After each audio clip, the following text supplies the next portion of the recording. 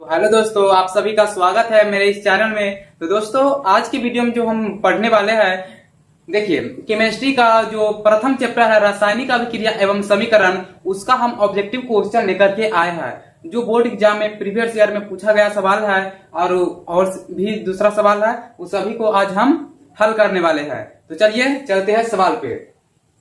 देखिए पहला नंबर जो सवाल है, कौन सी गैस उत्सर्जित होगी जब धातुएं जल के साथ अभिक्रिया करेगी? कौन सी गैस उत्सर्जित होगी जब धातु किसके साथ? तो जल के साथ अभिक्रिया करती है। तो दोस्तों देखिए, कोई भी धातु हम ले लेते हैं, जैसे मान लेते हैं क्या, Na क्या है? कोई धातु है। अगर ये जल के साथ अभिक्रिया करती है यानी H2O, जल का सूत्र होता है, तो E जो बनाएगा क्या बनेगा? NaOH, ठीक है ना? NaOH प्लस क्या, हाइड्रोजन गैस क्या करेगी? मुक्त करेगी प्लस के ऊर्जा, तो देखिए यहाँ कोई भी धातु, जैसे यहाँ क्या है, सोडियम धातु है जो जल के साथ अभिक्रिया करेगी तो क्या बनाएगी? NaOH यानी सोडियम हाइड्रोक्साइड प्लस के हाइड्रोजन गैस क्या करेगी? मुक्त करेगी। तो इसका राइट आंसर क्या हो जाएगा? हाइड्रोजन, ठीक है, हाइड्रोजन इसका आंसर हो जाएगा। चलिए अब नेक्स्ट सवाल क्या है उस पर चलते हैं।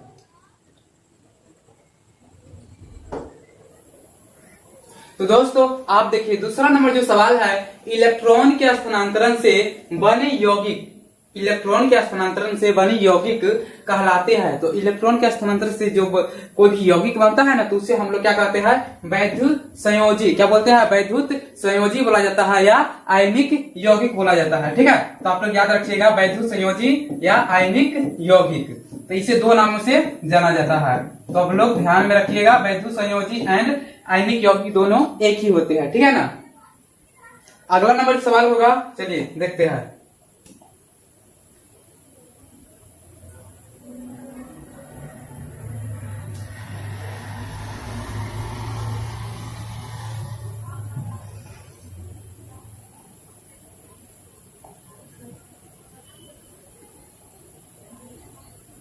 अब जो है तीसरा नंबर सवाल, देखिए क्या कहता है, संगमरमर का रासायनिक सूत्र क्या होता है? संगमरमर का रासायनिक सूत्र, ठीक है। तो दोस्तों क्या है संगमरमर का रासायनिक सूत्र क्या होता है?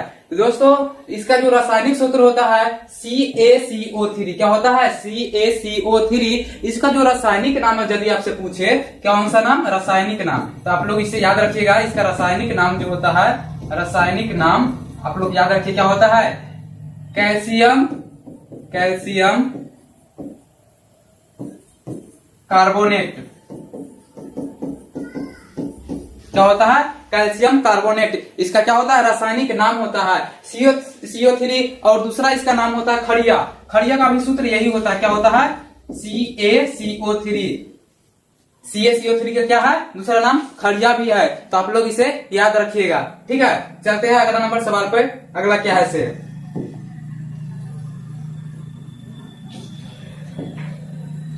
देखिए अब जो है चौथा नंबर सवाल क्या है? जल यानी H2O, जल यानी H2O में हाइड्रोजन तथा ऑक्सीजन की परमाणु संख्याओं का अनुपात क्या है? तो दोस्तों यहाँ देखिए हमें पूछा क्या, H2O, तो H2O का जो सूत्र होता है क्या होता है?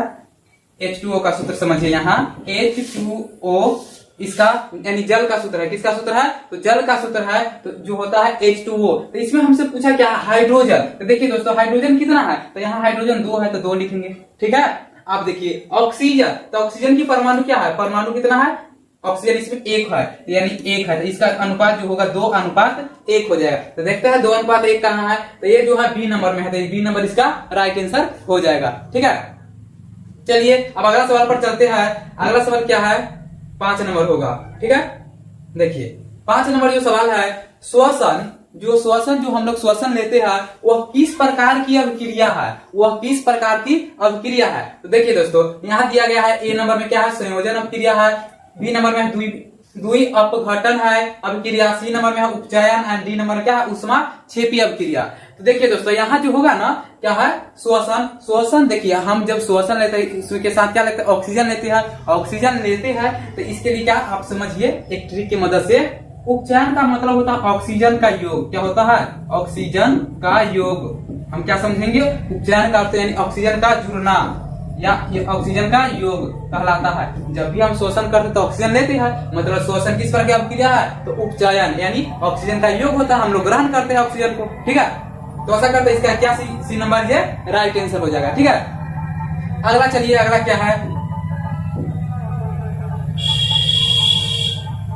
अब देखिए, अब जो 6 नंबर सवाल है, 6 नंबर सवाल क्या है, साग सब्जी को सब्जियों का विघटित होकर कंपोस्ट बनाना किस प्रकार की अभिक्रिया का उदाहरण है। यानी साग सब्जी को विघटित करके क्या कंपोस्ट बनाना किस प्रकार की अभिक्रिया है। तो देखिए दोस्तों, इसका जो आंसर क्या होगा, यह ऊष्मा छेपी अभिक्रिया है। क्या है, ऊष्मा छेपी। ऊष्मा छेपी का अर्थ होता है जिससे ऊष्मा का क्या हो, उत्सर्जन हो। क्या हो, ऊष्मा का उत्सर्जन, ऊष्मा का उत्सर्जन।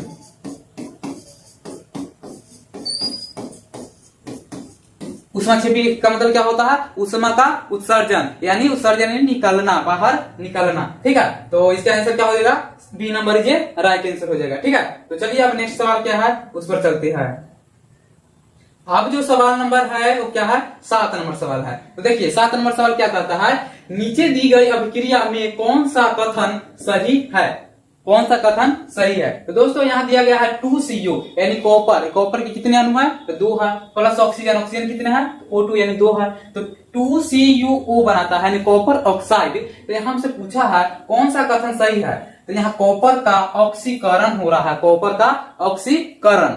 एंड बी नंबर जो है कॉपर का अवकरण, कॉपर का नाइट्रेशन, और डी नंबर में जो है ए और बी दोनों। देखिए दोस्तों, हम आपको बताते हैं। यहाँ देखिए, यहाँ क्या है, कॉपर है, इसको पेन थोड़ा चेंज किया जाए ताकि समझ में अच्छी तरीके से आए। देखिए यहाँ कॉपर क्या है, Cu। ठीक है, कॉपर Cu, तो कॉपर के साथ क्या जुड़ गया, इधर जब बना तो O जुड़ गया। क्या जुड़ा है, O। जब भी कॉपर के साथ क्या जुड़ गया, O यानी ऑक्सीजन जुड़ता है। जब भी ऑक्सीजन जुड़ता है तो उसे हम लोग बोलते हैं क्या, ऑक्सीकरण बोलते हैं या उपचयन बोलते हैं। ठीक है, तो आप लोग याद रखिएगा क्या होता है, तो यहाँ कॉपर का क्या हुआ, ऑक्सीकरण, यानी कॉपर में क्या जुड़ गया, ऑक्सीजन जुट गया है, इसलिए क्या होगा, कॉपर का ऑक्सीकरण हुआ है। तो ए नंबर ये राइट आंसर इसका हो जाएगा। ठीक है, अगला नंबर सवाल चलिए देखते हैं। अगला नंबर जो सवाल है ये 8 नंबर है। देखिए 8 नंबर सवाल क्या है, सिल्वर क्लोराइड क्या है, सिल्वर क्लोराइड का रंग क्या है। तो दोस्तों सिल्वर क्लोराइड का जो रंग होता है वो आप देखिए क्या होता है, श्वेत होता है। श्वेत का मतलब यानी उजला, क्या होता है, उजला। उजला लिख देते हैं, क्या होता है, उजला। यदि दोस्तों अगर सिल्वर क्लोराइड का आपसे सूत्र पूछे तो सूत्र क्या होता है, तो इसका जो सूत्र होता है आप लोग याद रखिएगा, AgCl। क्या होता है, AgCl यानी सिल्वर क्लोराइड, सिल्वर क्लोराइड होता है। ठीक है, तो क्या होता है इसका सूत्र, सिल्वर क्लोराइड। ठीक है, चलिए अब जो अगला नंबर सवाल होगा उस पर चलते हैं।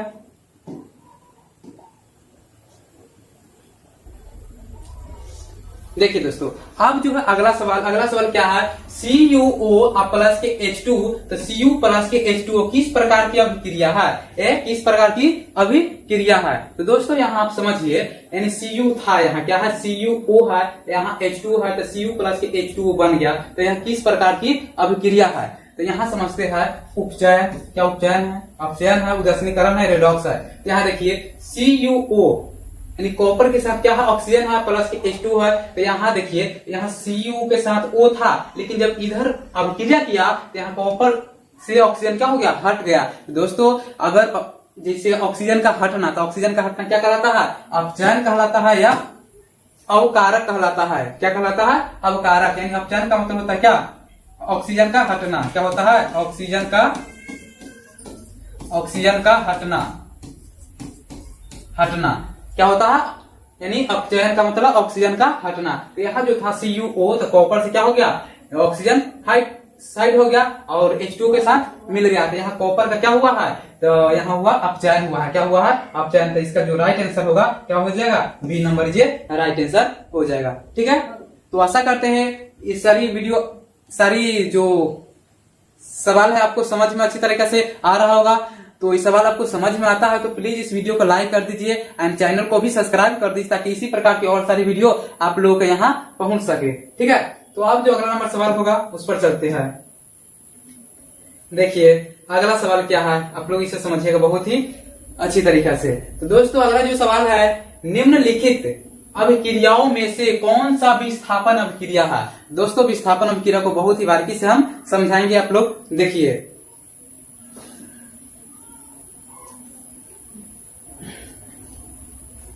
तो यहाँ जो है विस्थापन अभिक्रिया यहाँ पूछा है, तो इसमें से कौन सा विस्थापन अभिक्रिया है। जो पहला जो दिया गया है CaCO3 प्लस के CaO प्लस के CO2 है, ठीक है ना।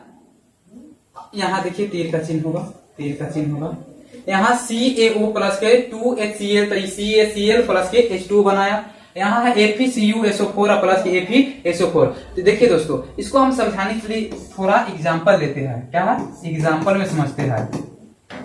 एग्जाम्पल में इस प्रकार से हम समझते हैं, देखिए दो खुशहाल जीवन में क्या है, यहाँ जब दो व्यक्ति है आपस में मिलन के साथ है, यहाँ अपना संबंध है, इसके बीच दो खुशहाल जीवन में अगर कोई तीसरा व्यक्ति आ जाता है, क्या जब दो खुशहाल जीवन में अगर पहला व्यक्ति तीसरा व्यक्ति अगर कोई आ जाता है, तो पहलुकों को क्या करता है, लात मार देता है, बेगला देता है, कहता है तू जाओ, तोरा से काम नहीं है। तो क्या किया, यहाँ देखिए Fe था, SO4 के साथ मिल गया, तीसरा पार्टी ये था, ये पहला था, ये दूसरा है, एंड क्या है, तीसरा है।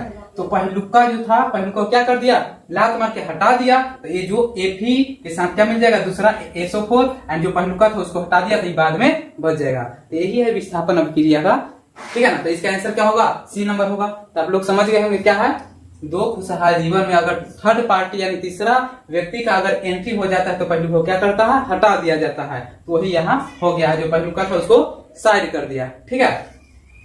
तो चलिए अब जो अगला नंबर सवाल होगा उस पर चलते हैं। अगला नंबर सवाल क्या है, देखिए रासायनिक अभिक्रिया के दौरान किसी पदार्थ में ऑक्सीजन का योग। तो देखिए दोस्तों क्या है, रासायनिक अभिक्रिया के दौरान किसी पदार्थ में ऑक्सीजन का योग यानी वृद्धि, योग यानी क्या, वृद्धि, तो क्या कहलाता है। तो दोस्तों आप लोग इसे याद रखिएगा।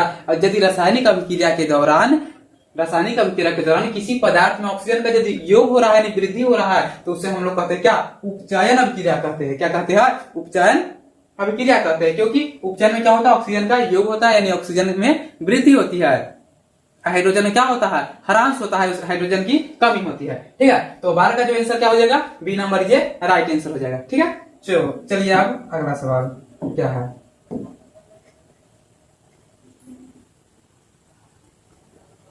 अब जो है अगला नंबर सवाल देखिए, एक भूरे रंग का चमकदार तत्व कोई X है, कोई तत्व क्या है, X है, को वायु की उपस्थिति में गर्म करने पर वह काले रंग का हो जाता है। तो तत्व X का नाम बताइए, तत्व X का नाम बताइए। यहाँ कोई तत्व मान लिया है, क्या है, X है, वायु में जो वायु की उपस्थिति में रखा जाता है, हवा में छोड़ दिया जाता है, तो गर्म करने पर क्या हो जाता है, काले रंग का हो जाता है। तब वह तत्व का नाम क्या है। तो वह तत्व का जो नाम है दोस्तों क्या है, उस तत्व का नाम है कॉपर। क्या है, कॉपर है उस तत्व का नाम है, ठीक है। तो चलिए अब अगला नंबर सवाल क्या है उस पर चलते हैं। तो चलिए दोस्तों, आप जो होगा सवाल नंबर कितना होगा, 14 पर चर्चा करते हैं। 14 नंबर सवाल कहता है Na2SO4 aqu है, यानी aqu का मतलब होता है एक्वस यानी जलीय है। BaCl2 aqu है, यानी ये भी क्या है, जलीय है। तो BaSO4 यानी सॉलिड, S4 यानी सॉलिड यानी ठोस है, NaCl यानी एक्वस यानी जलीय है। तो उपयुक्त रासायनिक अभिक्रिया है, तो कौन सी रासायनिक अभिक्रिया है दोस्तों। ये जो समीकरण दे दिया है थोड़ा बड़ा टाइप का है, तो आप लोगों को लगता होगा कौन सी अभिक्रिया होगी, लेकिन देखिए आप लोग बहुत ही अच्छी तरीके से समझ जाएंगे। चलिए लेकर चलते इसको, आते हैं यहाँ जो है क्या है, Na2SO4, ठीक है ना, अब प्लस के BaCl2, क्या है, BaCl2 अभिक्रिया जब करता है तो क्या बनाएगा, तो BaSO4 अब प्लस के NaCl है, क्या है, NaCl, यहाँ लिख देंगे NaCl, क्या है, NaCl है। तो आप देखिए एक इसका सूत्र होता है, उस सूत्र को आप लोग याद रखिएगा, क्या होता है, AD, क्या होता है, AB प्लस के BC बराबर जो होता है, जब AB प्लस के BC क्या करेगा, अभिक्रिया करेगा, तो ये जो बनाएगा AB BC नहीं होगा, CD हो जाएगा। क्या होगा, CD, AB था CD होगा, ठीक है। तो ये बनाएगा A एंड D बनाएगा, पहले AD या प्लस के B और C बनाएगा, उसके बाद तो BC। अब देखिए यहाँ ABCD क्या है, इसी को आप समझते हैं ABCD क्या है। यहाँ से देखिए, उसको समझने के लिए क्या करेंगे, इसको हम मान लेंगे A मानेंगे, इसको मानेंगे क्या B, इसको क्या मानेंगे C एंड इसको मान लेंगे D मान लेंगे। ठीक है, आप जो प्राप्त होगा देखिए आप लोग बहुत ही ध्यान से कैसे प्राप्त हो जाएगा। तो यहाँ देखिए दोस्तों A क्या है, तो यहाँ A जो है Na2 है, क्या है Na2, तो यहाँ लिखेंगे हम Na2 है तो Na लिखेंगे, क्या लिखेंगे Na। और D कितना है, देखिए दोस्तों D है Cl, क्या है Cl2 है, तो यहाँ से हम Cl लिखेंगे। अब प्लस है तो प्लस देंगे। अब देखिए यहाँ B क्या है, तो B हमारा है Ba, तो यहाँ लिखेंगे Ba। ठीक है, अब देखिए C क्या है, तो C हमारा जो है अब B तो लिख लिए। अब C है हमारा क्या, सॉरी B आगे पीछे हो गया, तो SO4 है। उसके बाद C क्या है, तो Ba है। तो इसको सही तरीका से हम लिखेंगे तो क्या बनेगा NaCl प्लस के BaSO4 बनेगा, जो इतना के बराबर था। अब क्रिया करेगा तो A बनाएगा। देखिए इस सूत्र पर हमने इतना बना दिया। अब देखिए एक और एग्जांपल लेकर चलते हैं एंड उस पर बताते हैं।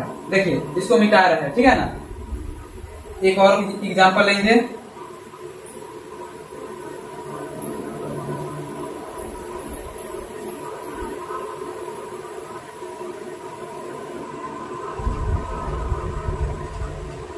चलिए एग्जाम्पल इस पर एक ले लेते हैं। एग्जाम्पल पहला जो होगा क्या होगा, NaCl, क्या है NaCl प्लस के NaCl प्लस के AgNO3, क्या है AgNO3।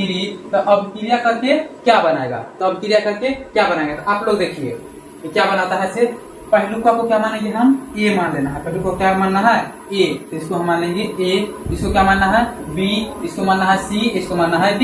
तो सूत्र तो हम बता ही दिए थे, यदि AB प्लस के CD जो रहता है ये क्रिया कर बनाता है AB प्लस के क्या बनाएगा BC बनाएगा। तो देखिए तो यहाँ जो बनेगा A देखिए कितना है, Na है, तो यहाँ लिखेंगे Na, क्या है Na।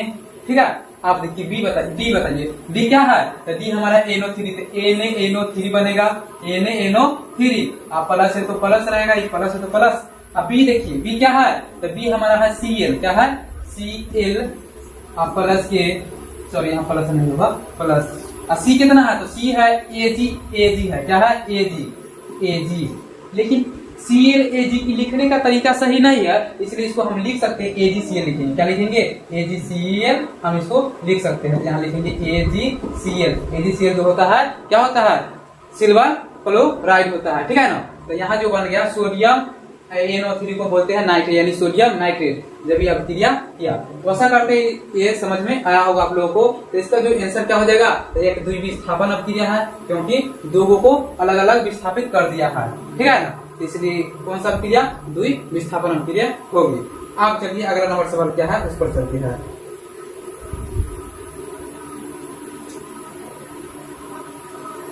अब जो है जिंक तथा सल्फ्यूरिक अम्ल के बीच अभिक्रिया से कौन सा गैस निकलती है। जिंक प्लस के सल्फ्यूरिक अम्ल के साथ जब ये अभिक्रिया करेंगे तो कौन सी गैस निकलेगी। तो चलिए दोस्तों इसको समीकरण के माध्यम से हम समझने का प्रयास करते हैं। देखिए जिंक है तो क्या होता है Zn, जो क्या होता है एक सॉलिड एनफोर्स होता है तो S प्लस। अब देखिए सल्फ्यूरिक अम्ल है ना, तो सल्फ्यूरिक अम्ल है क्या है एसिड है, तो जलीय होता है, यानी जलीय होता है जल की तरह होता है कि ना। H2SO4 क्या होता है H2SO4, ठीक है। तो चलिए तो ये जो अभिक्रिया कर बनाता है, तो ये अभिक्रिया कर क्या बनाता है, तो ZnSO4 बनाया क्या जिंक ZnSO4 जो बनाएगा क्या होगा AQ होगा, यदि जलीय होगा क्या होगा जलीय, यानी AQ। आप प्लस कौन सी गैस उत्सर्जित करेगी H2, तो यहाँ से H2 गैस उत्सर्जित करेगी। तो देखिए Zn था, जब किसे अभिक्रिया करेगा तो SO4 के साथ जिंक क्या होगा जिंक सल्फेट बना लिया, जो एक जलीय है, प्लस H2 तो था अंतिम में क्या हो गया गैस के रूप में मुक्त हो गया। तो इसका जो आंसर होगा क्या होगा C number, is right answer, यानी H2 हो जाएगा, ठीक है ना। तो चलिए अब अगला नंबर सवाल क्या है उस पर चलते हैं।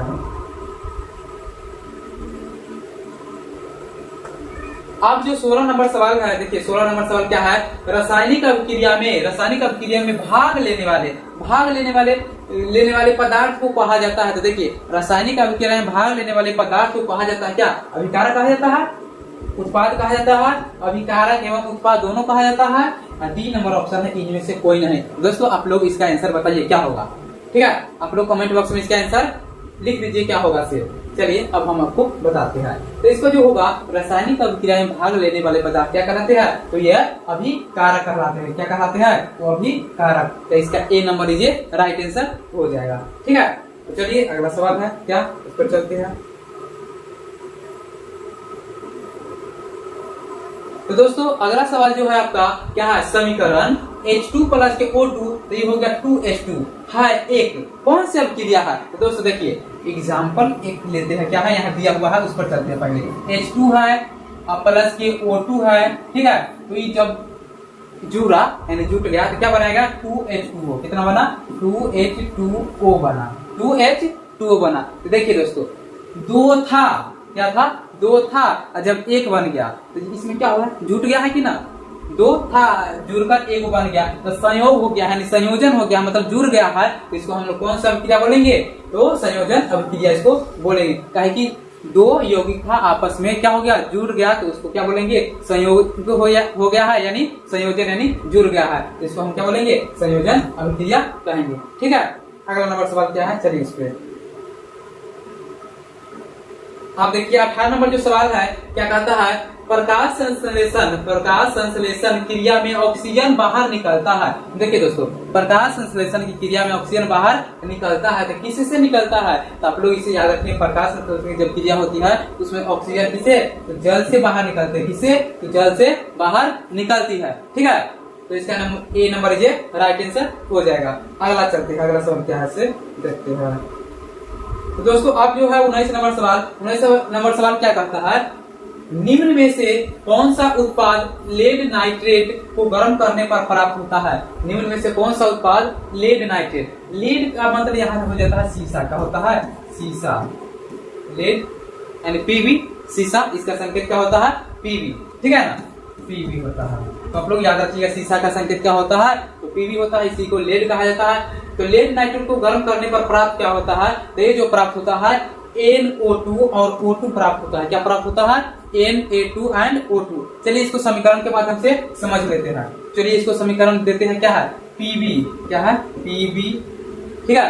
Pb है जो यहाँ किसके साथ, तो लेड नाइट्रेट, नाइट्रेट का जो फॉर्मूला सूत्र होता है क्या होता है NO3, क्या होता है NO3, इसका हर्टवाइज क्या होगा, हर्टवाइज अब प्लस यहाँ पीवी और उसका बाद बोला है क्या है, निम्न में कौन सी, तो लेड नाइट्रेट को गर्म करने पर, गर्म करेंगे, अब क्या करेंगे गरम, तो लेड ऑक्साइड, तो PbO, तो जब आपस में क्रिया करके क्या बनाएगा NO2, क्या बनाएगा NO2 और प्लस के H2 बनाएगा, O2 सॉरी क्या है H2 नहीं O2 बनाएगा, O2, ठीक है।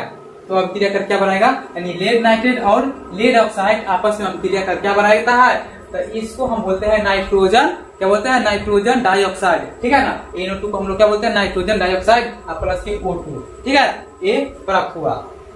तो इस हमसे पूछे थे क्या प्राप्त होता है, तो नाइट्रोजन डाइऑक्साइड प्लस के ऑक्सीजन O2 यानी ऑक्सीजन प्राप्त होता है। तो 19 नंबर का आंसर क्या हो जाएगा, सी नंबर ये राइट आंसर हो जाएगा, ठीक है। चलिए अगला सवाल क्या है उस पर चलते हैं। अगला नंबर सवाल आपका होगा 20 नंबर, कितना 20 नंबर। देखिए 20 नंबर क्या है सवाल,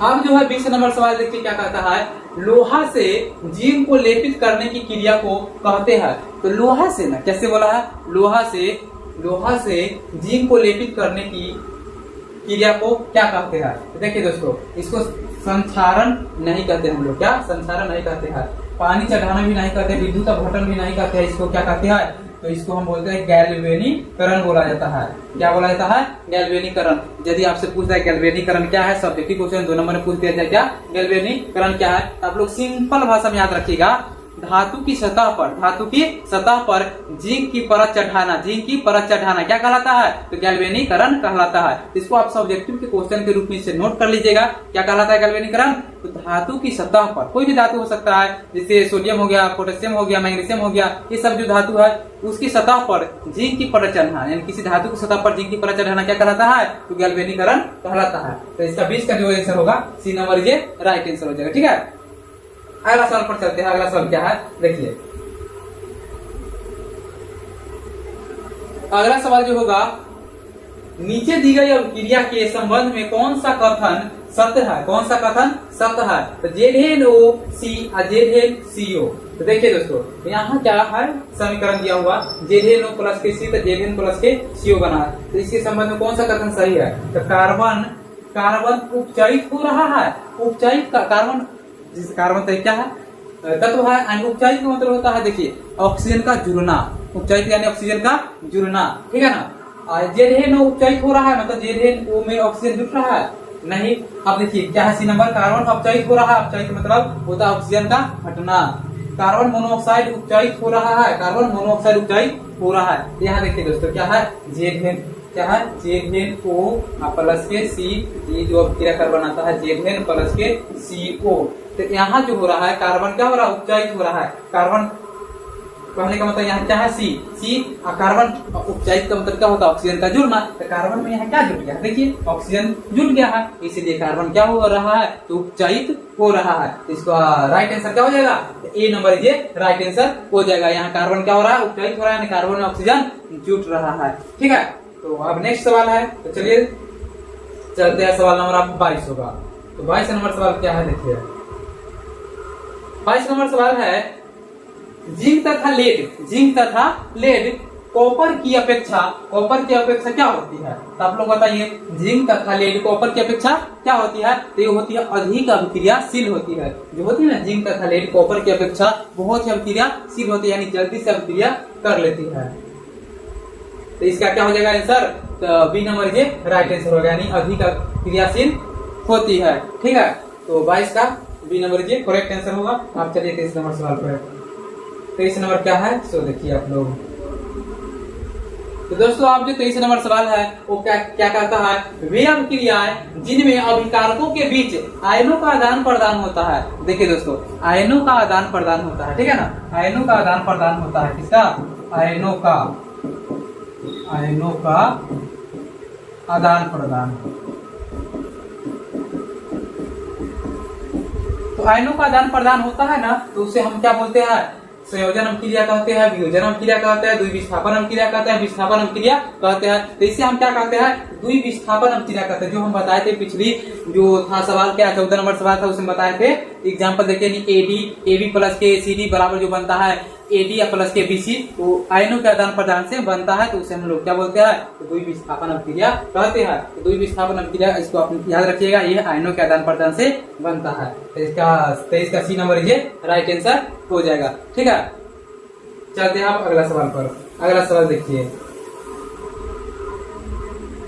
अगला सवाल जो है 2Mg, क्या है? 2Mg यानी मैग्नीशियम है, और O2 यानी ऑक्सीजन है, तो ये बनाया क्या? MgO यानी मैग्नीशियम ऑक्साइड। क्या बनाया? Magnesium oxide. यह किस प्रकार का उदाहरण है, या किस प्रकार का उदाहरण है? तो देखिए दोस्तों, हम आपको बताते हैं क्या है। 2Mg है, ठीक है, प्लस के O2 है, तो जो अब क्रिया किया था ये बना लिया क्या? 2MgO।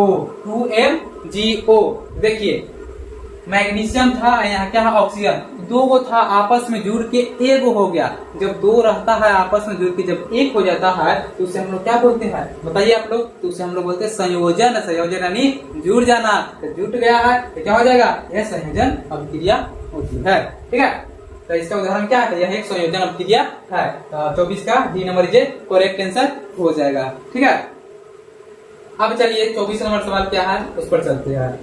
सॉरी 25 नंबर पर चलते। 24 तो हो गया।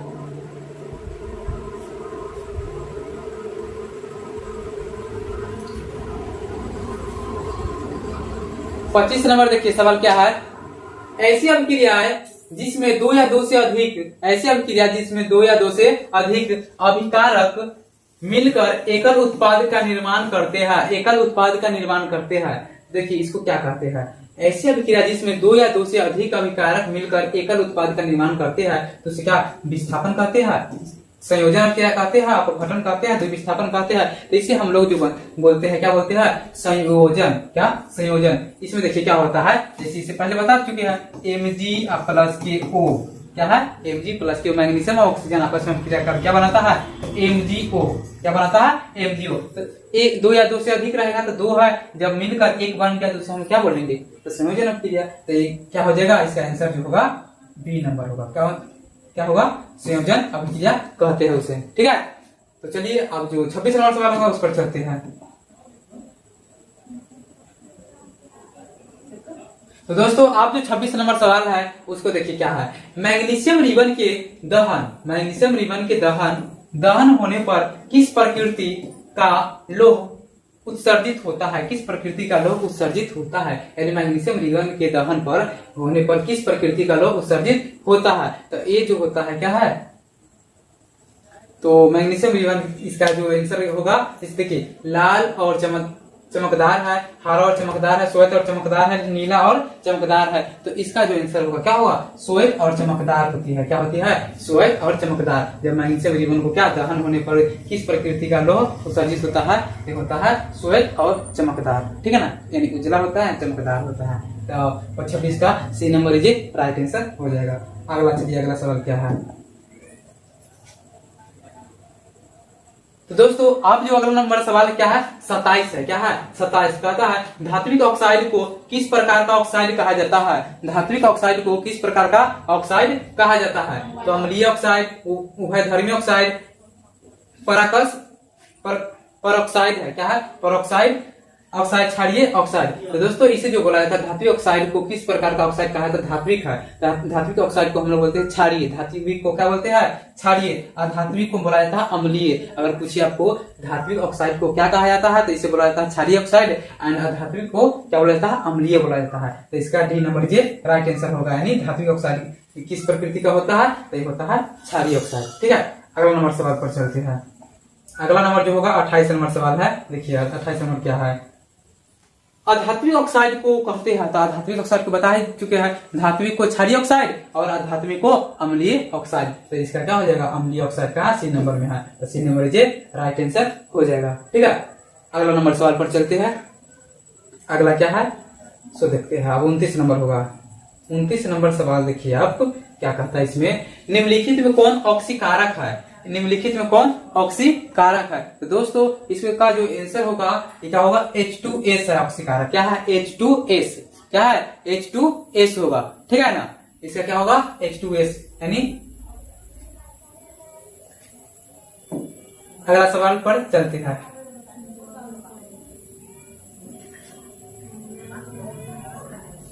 अगला नंबर जो सवाल है 30 नंबर देखिए, निम्नलिखित में कौन अवकारक गुण प्रदर्शित करता है, निम्नलिखित में कौन अवकारक गुण प्रदर्शित करता है। तो अभी हम इससे पहले बता ऑक्सीकारक गुण कौन प्रदर्शित करता है। तो ऑक्सीकारक जो गुण प्रदर्शित करेगा तो क्या होता है, H2S, हाइड्रोजन सल्फेट। ठीक है ना, हाइड्रोजन सल्फेट होता है। और यदि आपको कुछ अवकारक गुण कौन प्रदर्शित करता है, तो O2 कौन प्रदर्शित करता है, O2। तो इसका आंसर क्या होगा, O2 इज राइट आंसर। यानी तो इसका B number is right answer हो जाएगा। ठीक है, तो आप चलिए 31 नंबर पे।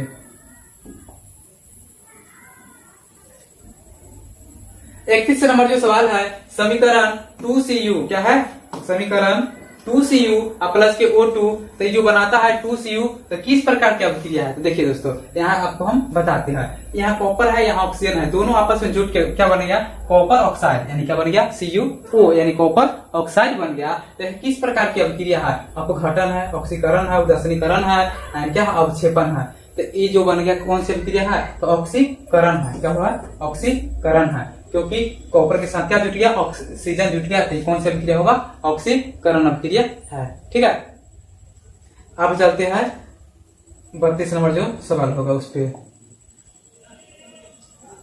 32 नंबर नीचे है। चलिए 32 नंबर सवाल क्या कहता है, अभिक्रिया Fe2O3 प्लस के 2Al तो ये बनाता है A2O3 प्लस K2A3। यह किस प्रकार की अभिक्रिया है? तो दोस्तों जब ऐसा आ जाए दो या दो से अधिक यौगिक आपस में अभिक्रिया कर जो बनाता है तो इसे हम लोग को क्या बोलते हैं? द्विविस्थापन अभिक्रिया कहते हैं। जो फॉर्मूला बताए थे, क्या बताए थे? AB प्लस के CD, तो ये अभिक्रिया करके बनाता है AD प्लस के BC बनाता है। ठीक है, तो अगला सवाल पर चलिए। 32 का डी नंबर ये राइट आंसर हो जाएगा। अगला सवाल पर चलते हैं। देखिए अगला सवाल क्या है? 33 नंबर होगा। तो दोस्तों 33 नंबर जो सवाल है क्या है? अभिक्रिया CuO प्लस के H2O। तो अभिक्रिया कर क्या बनाता है? Cu प्लस के H2O। किस प्रकार की अभिक्रिया है? 33 नंबर जो है किस प्रकार की अभिक्रिया है? देखिए दोस्तों यहाँ क्या हो रहा है? यहाँ कॉपर के साथ ऑक्सीजन है, तो यहाँ से ऑक्सीजन यहाँ क्या कॉपर के साथ यहाँ जब अभिक्रिया किया तो साइड हो गया। क्या हो गया? साइड हो गया, यानी कॉपर से ऑक्सीजन को हट गया है। यहाँ देखिए हाइड्रोजन है, हाइड्रोजन के साथ यहाँ ऑक्सीजन जुट गया है। तो इसमें क्या हुआ है? उपचयन अपचयन हुआ है। क्योंकि देखिए उपचयन अपचयन का मतलब होता है उपचयन का मतलब होता है जिसमें ऑक्सीजन का जुटना, अपचयन का मतलब होता है ऑक्सीजन का हटना, यानी हाइड्रोजन का जुड़ना। यहाँ देखिए कॉपर से ऑक्सीजन हट गया, ठीक है, यहाँ हाइड्रोजन में जाके जुड़ गया, तो उपचयन अपचयन अभिक्रिया हो रहा है, इसलिए इसको हम क्या बोलेंगे? रेडॉक्स अभिक्रिया बोलेंगे। तो रेडॉक्स अभिक्रिया यदि आपसे पूछे रेडॉक्स अभिक्रिया किसे कहते हैं, तो उपचयन अपचयन अभिक्रिया को ही रेडॉक्स अभिक्रिया कहा जाता है। ठीक है, अब चलिए अगला नंबर सवाल जो 34 नंबर होगी।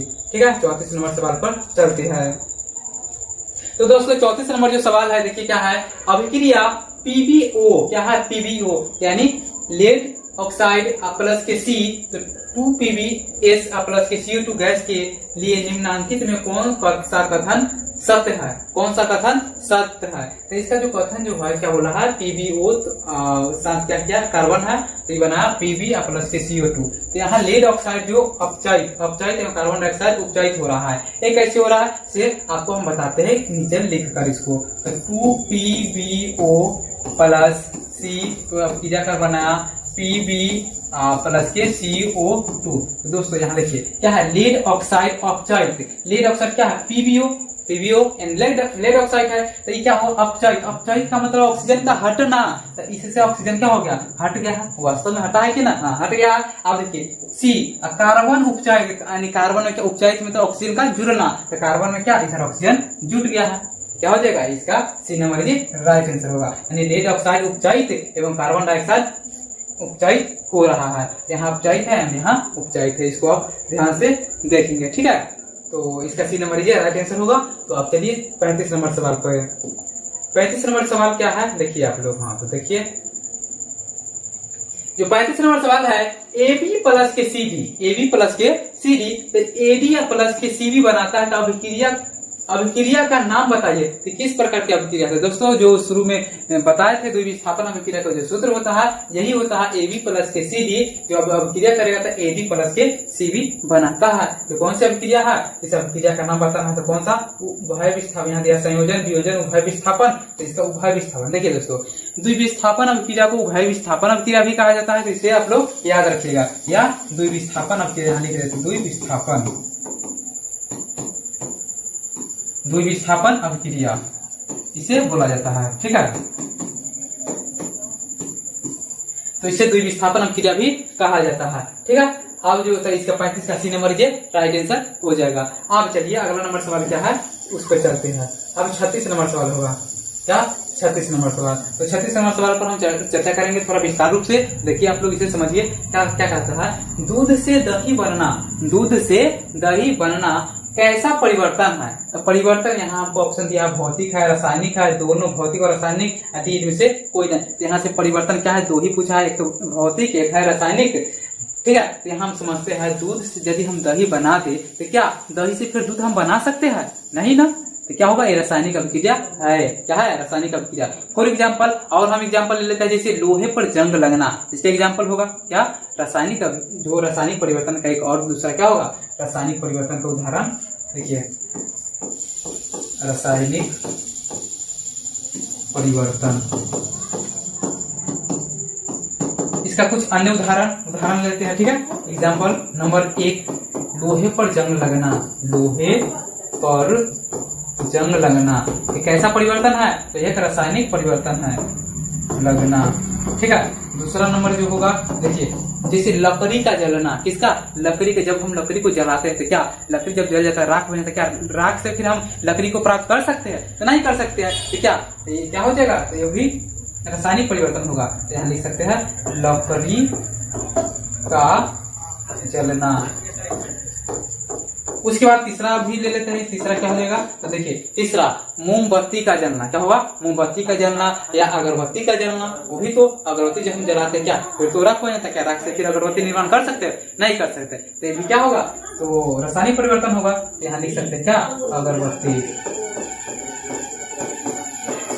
अगरबत्ती का जलना, अगरबत्ती का जलना। तो दोस्तों आप इस रासायनिक परिवर्तन कुछ अन्य उदाहरण है, इसे आप लोग अच्छी तरीके से नोट डाउन कर लीजिएगा, ताकि आप लोगों को ऐसा सवाल आए तो आप लोगों को गलती ना हो। ठीक है, तो आप जो सवाल नंबर होगा 36 उस पर चलते हैं। आप जो है 37 नंबर सवाल देखिए, 37 नंबर सवाल क्या है उस पर चलते हैं।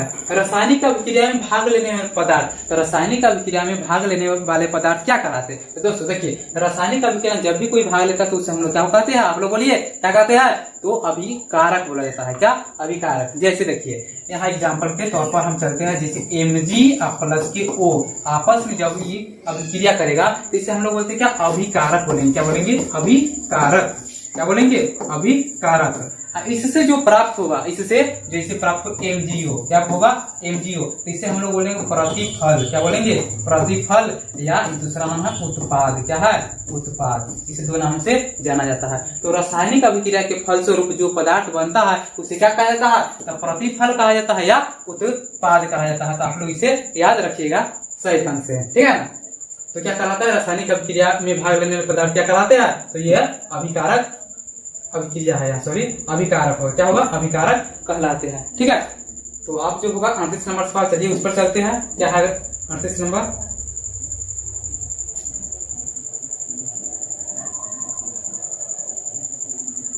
देखिए 38 नंबर जो सवाल है, वे अभिक्रिया जिनके घटित होने में ऊर्जा अवशोषित होती है। क्या होती है, ऊर्जा अवशोषित होती है। 38 नंबर सवाल है, वे अभिक्रिया जिनके घटित होने पर ऊर्जा अवशोषित होती है। ऊर्जा का क्या होता है, अवशोषण होता है। क्या होता है, अवशोषण होता है। तो उसे हम लोग क्या बोलते हैं, देखिए योगशील अभिक्रिया, प्रतिस्थापन अभिक्रिया, उपचयन अभिक्रिया, उष्माशोषी अभिक्रिया। हम बोले है क्या है यहाँ, अवशोषित, यानी उष्मा क्या होता है, शोषण करना, अवशोषण करना। यानी कौन सा अभिक्रिया होगा, यही उष्मा शोषी अभिक्रिया होगा। यानी उष्मा क्या होता है, शोषण करता है, इसलिए उष्मा का शोषी अभिक्रिया ये कहलाएगा। ठीक है, तो 38 का डी नंबर ये राइट आंसर होगा। अगला सवाल पर चलते हैं।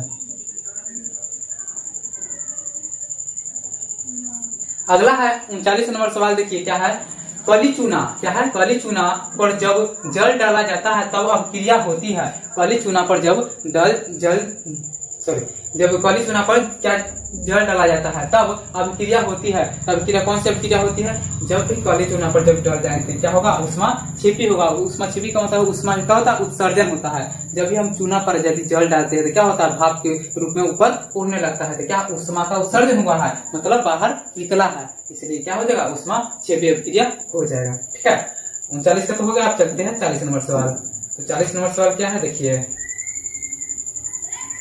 40 नंबर सवाल है, क्लोरोफिल और सूर्य के प्रकाश की उपस्थिति में पौधे वायु से कार्बन डाइऑक्साइड, वायु से पौधे क्या लेते हैं, वायु से कार्बन डाइऑक्साइड एवं पृथ्वी से, किसे, पृथ्वी से जल ग्रहण करके अपना भोजन तैयार करते हैं, अपना भोजन तैयार करते हैं। तो यह किस प्रकार की अभिक्रिया है, यह किस प्रकार की अभिक्रिया है। देखिए पौधे क्या करते हैं, वायुमंडल से कार्बन डाइऑक्साइड को अवशोषित करते हैं, पृथ्वी से जल एवं खनिज लवण को क्या करते हैं, अवशोषित करते हैं। तो किस प्रकार की अभिक्रिया है, अपघटन नहीं होगा।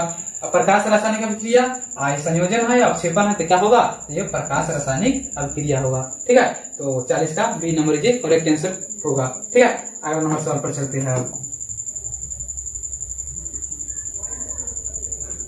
अगला नंबर जो सवाल है 41 नंबर, देखिए 41 नंबर सवाल क्या कहता है, निम्नलिखित में कौन सा पदार्थ सूर्य प्रकाश के प्रभाव से अपघटित हो जाता है। सूर्य के प्रकाश से क्या होता है, अपघटित हो जाता है। तो ये जो होता है सूर्य के प्रकाश से अपघटित होने वाला पदार्थ ये है AgBr। AgBr यानी सिल्वर। क्या है इसका नाम, सिल्वर क्लोराइड। क्या है, AgBr यानी सिल्वर सॉरी यहाँ फ्लोराइड नहीं होगा, ब्रोमाइड हो जाएगा, ये Br है यानी ब्रोमाइड होगा, क्या होगा, ब्रोमाइड हो जाएगा, ब्रोमाइड, सिल्वर ब्रोमाइड होगा इसका आंसर। ठीक है, तो 41 का डी नंबर ये करेक्ट आंसर होगा।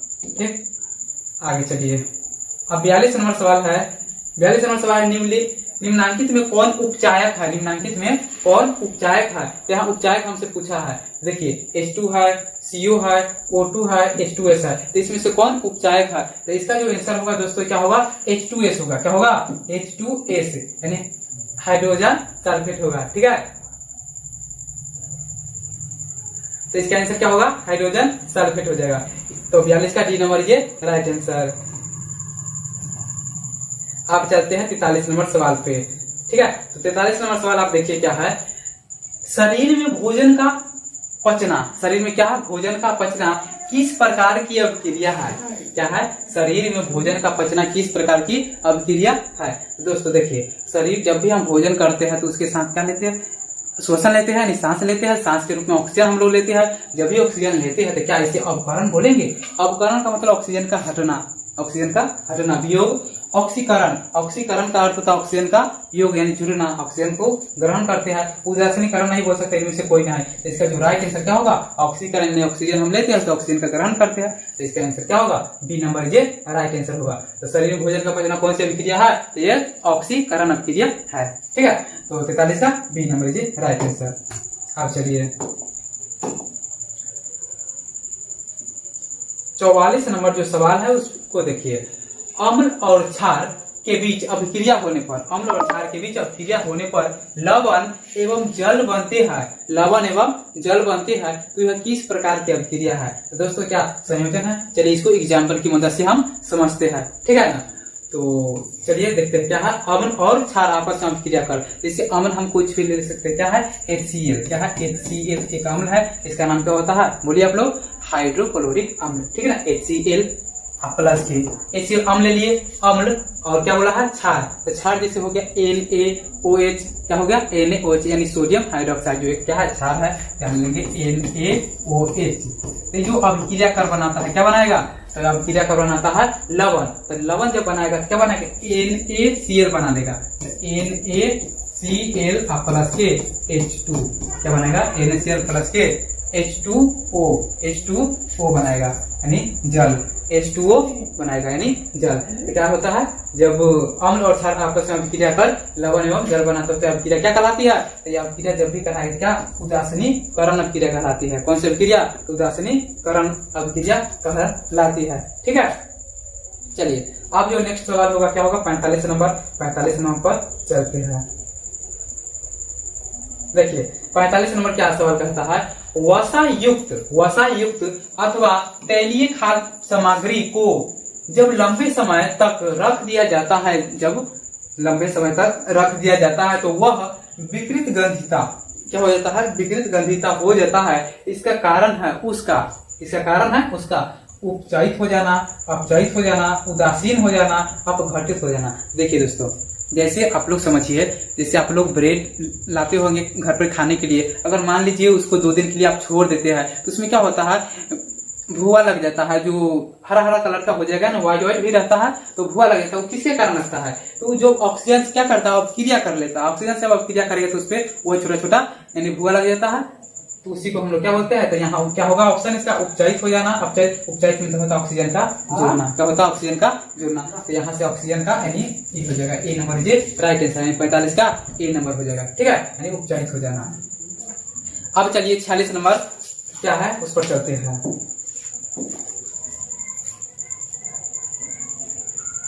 46 नंबर जो सवाल है ये कहता है प्राकृतिक गैस CH4 यानी मीथेन है, क्या है, मीथेन है, का दहन है, का दहन यानी CH4 का दहन है। जब प्राकृतिक गैस क्या है, CH4 यानी मीथेन, इसका नाम क्या है, तो इसका नाम है मीथेन, क्या है, मीथेन। आप लोग याद रखिएगा इसका नाम क्या है, मीथेन। ठीक है, तो क्या दहन है, ऊष्माक्षेपी है, संश्लेषण प्रतिक्रिया है, विस्थापन प्रतिक्रिया है, इनमें से कोई नहीं। तो दोस्तों, तो जो प्राकृतिक गैस का जो दहन है ये क्या है, एक प्रकार ऊष्माक्षेपी अभिक्रिया है, यानी ऊष्मा का क्या होता है, उत्सर्जन होता है, यानी ऊष्मा का अलग होता है उससे। ठीक है, तो क्या है, ऊष्माक्षेपी अभिक्रिया है। आगे चलते हैं अब 47 नंबर होगा सवाल। देखिए 47 नंबर क्या है, सो देखिए आप, निम्नलिखित में कौन सा पदार्थ बिना ज्वाला के जलता है। दोस्तों देखिए इस सवाल बहुत ही आसान है, आप लोग ध्यान से देखिए। अगर आप लोगों को याद होगा तो प्लीज इसका आंसर कमेंट बॉक्स में आप लोग बता दीजिए क्या होगा से, ठीक है। तो कहता है निम्नलिखित में कौन सा पदार्थ बिना ज्वाला के जलता है। देखिए पहला नंबर जो है क्या है, मोमबत्ती। तो दोस्तों जब भी हम मोमबत्ती को जलाते हैं, क्या जब भी मोमबत्ती को यदि हम जलाते हैं तो लौह के रूप में जलता है, इस प्रकार से लौह देता है, ज्वाला के साथ जलता है। तो क्या ये होगा, नहीं मोमबत्ती नहीं होगा बिना ज्वाला। अब किरोसिन, जो किरोसिन तेल जो स्टोव पर सब लोग पहले जलाते थे, तो क्या वो भी तो ज्वाला के रूप में तो जलता ही है, तो भी ये भी नहीं होगा। बोला बिना ज्वाला के जलता है, तो ज्वाला के साथ जलता है, तो ये भी नहीं होगा। कोयला, उसके बाद में मीथेन गैस, जब भी हम गैस को जलाते थे क्या वो भी तो ज्वाला के साथ जलता है, तो क्या ये भी नहीं होगा। तो इसका आंसर क्या हो जाएगा, सी। क्योंकि देखिए दोस्तों कोयला को जब हम जलाते हो तो ज्वाला के साथ नहीं जल पाता है, तो इसलिए इसका आंसर क्या होगा, बिना ज्वाला के जलता है तो कौन, तो कोयला है, ठीक है। तो चलिए अगला नंबर सवाल क्या होगा, 48 पर चलते हैं। 48 नंबर सवाल आप लोग देखिए, लौह चूर्ण पर तनु हाइड्रोक्लोरिक अम्ल डालने से, लौह चूर्ण पर तनु हाइड्रोक्लोरिक अम्ल डालने से निम्नांकित में कौन सी क्रिया होती है। यानी निम्नांकित या निम्नलिखित एक ही होता है, आप लोग समझिएगा थोड़ा, अगर मिस्टेक हो जाए बोलने में तो मतलब वही होता है। निम्नांकित या निम्नलिखित बोले तो इसका अर्थ एक ही होता है। तो निम्नांकित में कौन सी क्रिया होती है, तो हाइड्रोजन गैस में फेरस क्लोराइड बनता है, क्लोरीन गैस और फेरिक ऑक्साइड हाइड्रोक्साइड बनता है, कोई अब क्रिया नहीं होती है। 3 नंबर है फेरिक लवण एवं जल बनता है। तो देखिए इसको हम समझते हैं, तो इसको एक अति के माध्यम से समझते हैं, एग्जाम्पल के माध्यम से। तो चलिए एग्जाम्पल के माध्यम से समझते, जैसे देखिए यहाँ क्या है, लौह चूर्ण, तो लौह के यानी लोहा, लौह यानी लोहा, तो लोहा का संकेत क्या होता है, Fe, ठीक है, प्लस देंगे, ठीक है। उसका तनु हाइड्रोक्लोरिक अम्ल, तो तनु हाइड्रोक्लोरिक अम्ल का सूत्र क्या होता है, HCl होता है कि ना, यानी HCl यानी हाइड्रोक्लोरिक अम्ल HCl। तो अब क्रियाकर क्या बनाता है, तो अब क्रियाकर बनाएगा FeCl, जो Fe है ना Cl के साथ मिल जाएगा, यहाँ से बनाएगा FeCl, क्या बनाएगा FeCl, 2 होगा प्लस है तो प्लस, एंड क्या बना लेगा H2 गैस, H2 गैस, यहाँ H2 लिखेंगे। अब इसको संतुलित थोड़ा कर देते हैं, तो देखिए यहाँ क्या 2 कर देंगे तो 2H और 2Cl हो जाएगा। देखिए तो यहाँ से संतुलित हो गया। तो हमसे पूछा था क्या बनता है, तो Fe प्लस की HCl, तो ये बना FeCl2 प्लस हाइड्रोजन। देखते हैं क्या है, तो हाइड्रोजन, तो यहाँ हाइड्रोजन गैस में फेरस क्लोराइड बनता है, तो हाइड्रोजन गैस है, हाइड्रोजन क्या है गैस है, और फेरस क्लोराइड यानी FeCl2 क्या है, फेरस क्लोराइड बनता है। तो इसका ए नंबर क्या हो जाएगा, ए नंबर ये राइट आंसर। आप लोग इसे देखिए, ठीक है। तो अगला नंबर सवाल जो होगा, चलिए उस पर चलते हैं। अब जो है सवाल नंबर है 49 है, क्या है 49 है। तो 49 नंबर को देखिए आप, क्या है, लाल तप्त लोहा पर जल वाष्प प्रवाहित करने से निम्नांकित में कौन सा यौगिक बनता है। जब लाल तप्त बहुत खौला हुआ क्या है, कोई लोहा है, यदि उस पर हम जल प्रभावित कर दें, क्या जल अगर उस पर डाल देते हैं, तो वो कहता है निम्न कौन सा यौगिक बनाएगा। तो ये जो यौगिक बनाता है Fe3O4, यानी Fe3O4 को हम लोग क्या, फेरस सल्फेट, Fe3O4 यानी फेरस क्या होगा, सल्फेट हो जाएगा। तो इसका आंसर क्या हो जाएगा, C number is right answer. अब अगला सवाल है 50 नंबर होगी, तो 50 नंबर पर चलिए। देखिए 50 नंबर जो सवाल है, निम्नांकित में कौन सा युग्म एकल विस्थापन अभिक्रिया प्रदर्शित करता है। एकल विस्थापन अभिक्रिया प्रदर्शित करता है। यहाँ देखिए NaCl बेरिलियम एवं कॉपर धातु, नहीं MgCl2 बेरिलियम एवं एल्युमिनियम धातु, यहाँ है FeSO4 बेरिलियम एवं सिल्वर धातु, और नीचे जो है डी नंबर में AgNO3 बेरिलियम एवं कॉपर धातु। तो यहाँ देखिए एकल विस्थापन अभिक्रिया प्रदर्शित करता है, कौन सी अभिक्रिया, तो एकल। तो इसका आंसर जो होगा 50 क्या होगा, डी नंबर जे राइट आंसर होगा। क्या होगा, AgNO3 यानी क्या होगा, सिल्वर नाइट्रेट बेरिलियम एवं कॉपर धातु एकल विस्थापन अभिक्रिया क्या है, एक उदाहरण है, प्रदर्शित करता है। तो इसका 50 का डी नंबर जे राइट आंसर हो जाएगा। आप चलिए 51 नंबर सवाल पे। 51 नंबर क्या है, सो देखिए ये है, अभिक्रिया जिसमें आयनों का आदान प्रदान होता है। दोस्तों ऐसा सवाल से पीछे भी आया था, जो आयनों के आदान प्रदान से बनता है, तो वो कौन सी अभिक्रिया कहलाती है, तो संयोजन है, द्विविस्थापन है, संयोजन है, द्विविस्थापन है, अपघटन है, अपक्षेपण है। दोस्तों आयनों के आदान प्रदान से जो अभिक्रिया प्राप्त होता यौगिक प्राप्त होता है उसे हम लोग क्या बोलते हैं, विस्थापन अभिक्रिया कहते हैं। कौन सी अभिक्रिया, तो विस्थापन अभिक्रिया। तो इसका बी नंबर ये राइट आंसर हो जाएगा। जो विस्थापन अभिक्रिया या विस्थापन अभिक्रिया आयनों के आदान प्रदान से बनता है। ठीक है, तो 52 का बी नंबर ये राइट आंसर। ठीक, अगला चलिए सवाल जो होगा 52 नंबर होगा। 52 नंबर जो सवाल है, चांदी के संक्षारण है, क्या है, संक्षारण के फलस्वरूप, चांदी के संक्षारण के फलस्वरूप उस पर किस रंग की परत चढ़ जाती है। तो दोस्तों जब भी चांदी पर अगर थोड़ा मोड़ा जंग लगता है तो उस पर जो परत चढ़ता है ना, तो किस कलर का चढ़ता है, तो काली परत चढ़ जाता है, हल्का काला हो जाता है। आप लोग देखिएगा थोड़ा, तो जब चांदी पर हल्का अगर जंग लगेगा तो कैसा परत चढ़ाएगा, तो काले रंग का हो जाता है। कैसा, काले रंग का। तो 52 का सी नंबर ये राइट आंसर हो जाएगा। तो आप चलिए अगला होगा 53 नंबर। 53 नंबर क्या सवाल है, सो देखिए 53 नंबर सवाल है, H2S यानी हाइड्रोजन सल्फेट। यहाँ I2 है, क्या है दोस्तों, I2, इसे समझिए I2। तो यहाँ है H2HI प्लस H में कौन उपचायक है। दोस्तों यहाँ से पूछा उपचायक कौन है इसमें, तो 53 का जो आंसर है देखिए I2 यहाँ अगर माने उपचायक का काम कर रहा है। देखिए यहाँ क्या I2 यहाँ था जो हाइड्रोजन के साथ मिल गया है, तो यहाँ क्या होगा I2 उपचायक है। क्या है, I2 उपचायक है इसमें। ठीक है, अब चलते हैं 54 नंबर सवाल पे। 54 नंबर देखिए सवाल क्या है, लोहे पर जंग लगने की क्रिया को क्या कहा जाता है। जब भी लोहे पर जंग लगने की क्रिया को हम लोग क्या बोलते हैं, तो लोहे पर जंग लगने की क्रिया को हम लोग बोलते हैं संक्षारण। क्या बोलते हैं, संक्षारण बोलते हैं। जब हम किसी क्षार को अगर खुले में छोड़ दे तो उस पर क्या होता है, जंग लग जाता है, तो उसी प्रक्रिया को हम लोग क्या बोलते हैं, संक्षारण बोलते हैं यानी कहते हैं। ठीक है, तो इसका ए नंबर ये राइट आंसर हो जाएगा।